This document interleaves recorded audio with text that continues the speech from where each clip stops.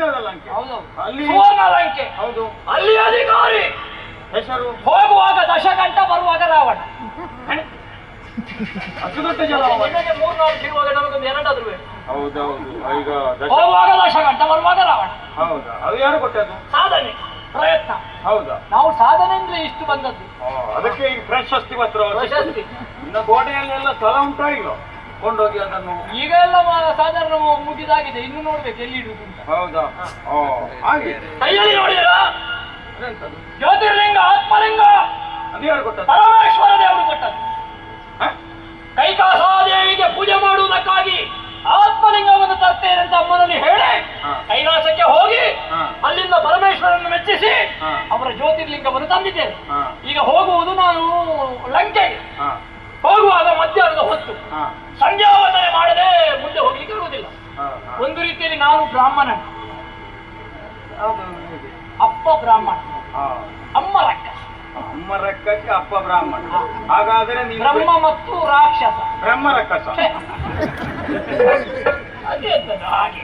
ಈಗ ಬೀಜದ ಕಡೆಯಿಂದ ನೀನು ಬ್ರಾಹ್ಮಣ, ಕ್ಷೇತ್ರದ ಕಡೆಯಿಂದ ರಾಕ್ಷಸ. ಬ್ರಹ್ಮವು ರಾಕ್ಷಸ, ಹಾಗಾಗಿ ಬ್ರಹ್ಮ ರಕ್ಕಸ. ಹಾಗೆ ಹೇಳಿದ್ರೆ ಅದು ಊರಾಗೆ ಅಪಮಾನ ಮಾಡ್ತಾರೆ. ಅದು ಎರಡು. ಅರ್ಥ ಬ್ರಾಹ್ಮಣ, ಅರ್ಥ ರಾಕ್ಷಸ. ಈ ಜಾತಿ ಬರುವುದು ಅಮ್ಮನಿಂದ ಅಪ್ಪನಿಂದ. ಅದು ಕೆಲವರೆಲ್ಲ ಬೇರೆ ಬೇರೆ ಅದು ಪ್ರತಿಷ್ಠೆ ಮಾಡಿಕೊಳ್ಳಿಕ್ಕೆ ಹೇಳ್ತಾರೆ. ಅದು ಅಪ್ಪನಿಂದ ಜಾತಿ ಅಂತ ಕೆಲವರು, ಅಮ್ಮನಿಂದ ಕೆಲವರು. ಇದು ಈ ಮಾತೃ ಕುಟುಂಬ ಉಂಟು ಕೆಲವರಿಗೆ. ಹಾಗೆ ನಿಜವಾಗಿ ಹೇಳ್ಬೇಕಿದ್ರೆ ಅದು ಬೆರಕೆ ಆಗುತ್ತದೆ. ನಮಗೆ ಜಾತಿ ಬೇಡ, ನಾವು ಜಾತ್ಯತೀತರಾಗಿ ಅದು ಬೇಕು. ನಾವು ಅದನ್ನು ಈಗ ಈ ಲಿಂಗದ ಮಹಿಮೆ ಗೊತ್ತಾ ನಿಮಗೆ? ಏನು? ಇದನ್ನು ಕೆಳಗೆ ಇಟ್ಟರೆ ಮತ್ತೆ ಅಲ್ಲಿ ಅದು ಸ್ಥಾಪನೆ ಆಗಿದೆ, ಮೇಲೆ ಬರುದು.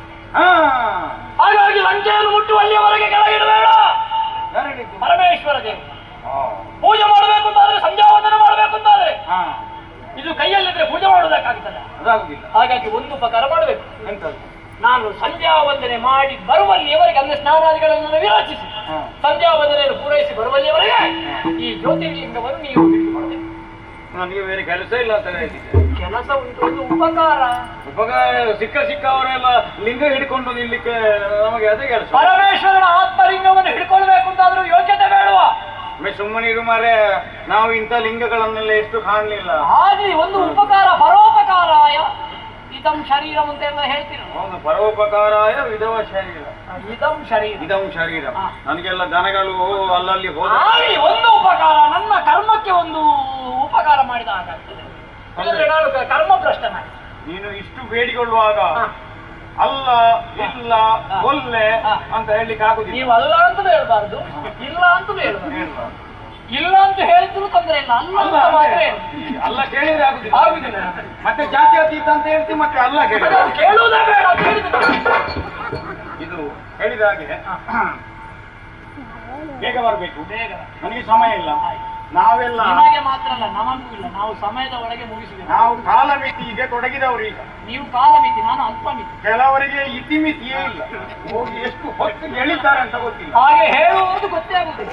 ನಾವೆಲ್ಲ 6 ಅಂದ್ರೆ 6, ಹೌದು, 3 ಅಂದ್ರೆ 3, ಮತ್ತೆ 12 ಹೋದಾಗ ಗೊತ್ತಾಗುತ್ತದೆ. 6 ಹೋಗಿ 12 ಆಗ್ತದೆ.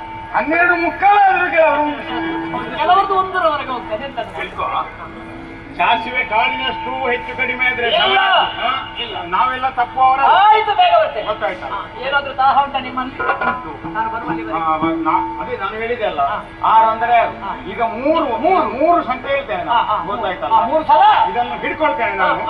ನೀನು ಬರುವಾಗ ತಡ ಆದ್ರೆ, ಸಮಯ ಮೀರಿದ್ರೆ 3 ಸಲ ಕರೀತೇನೆ. 3 ಸಲ ಕರೀತೇನೆ? ಹೌದು. ನೀವು 3 ಸಲ ಅಲ್ಲ, 2 ಸಲ ಕರೀದುಕೊಳ್ಳಿ. ನಾನು ಸ್ನಾನ ಮಾಡಿ ಪೂಜೆ ಮಾಡಿ ಬರ್ತೇನೆ. ಬಾರದಿದ್ರೆ ಮತ್ತು ನನ್ನನ್ನು ಅಂದ್ರೆ ನೀನು ಅದರ ಒಳಗೆ ಬಾರದ್ರೆ ಕೆಳಗಿದ್ದೇನೆ. ಅದರ ಒಳಗೆ ಬರ್ತೇನೆ.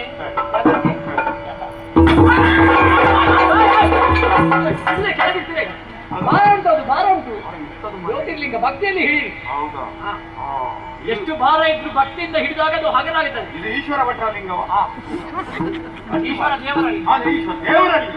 ಭಟ್ರಲಿಂಗ ಅಂದ್ರೆ ಎಷ್ಟು ಭಾರ ಇದ್ರು ಹೋಗಿ ಬರ್ತೇನೆ. ದೇವರ ಲಿಂಗ ಆದ ಕಾರಣ ಭಾರ ಉಂಟು. ಮರೆಯ ನಾನು ಮೊದಲೇ 3 ಚೋಟು ಉದ್ದ ಇರುವುದು. ಗೊತ್ತಾಯ್ತಾ? ಇಷ್ಟು ಭಾರತನ್ನು ಹೊತ್ತುಕೊಳ್ಳಿ.